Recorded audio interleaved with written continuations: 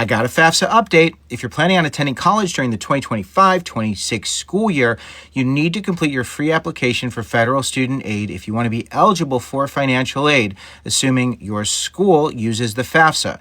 If you are a returning student, you need to complete your FAFSA every year, and if you are a new student, you want to get this in as soon as possible. Most schools will have priority deadlines for FAFSA. This is the state of Texas. This is the federal student aid and the Texas student aid form, and their priority deadline is February 15th. At the University of Central Florida, their priority deadline is also February 15th. Some deadlines have already passed. Some of them are approaching quickly. If you're not familiar with priority deadlines, the University of Northern Iowa explains why they're important. Some need-based aid is limited and is available on a first-come, first-served basis. The selection of scholarship recipients also often occur shortly after the deadline. You may still submit your application after a priority deadline, but you want to get it in before that deadline to make sure you have the most potential to get the most aid. And if you're concerned about the FAFSA, given all the changes the Trump administration has been making, on February 4th, the U.S. Department of Education issued a press release, so there's still a Department of Education, about FAFSA. As of right now, there will be a continuation of the FAFSA. Oh, and if you've been holding off completing your FAFSA because you're waiting for this year's tax returns,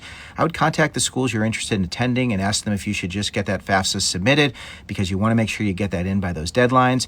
They'll let you know the best way to move forward, but make sure you submit your FAFSA.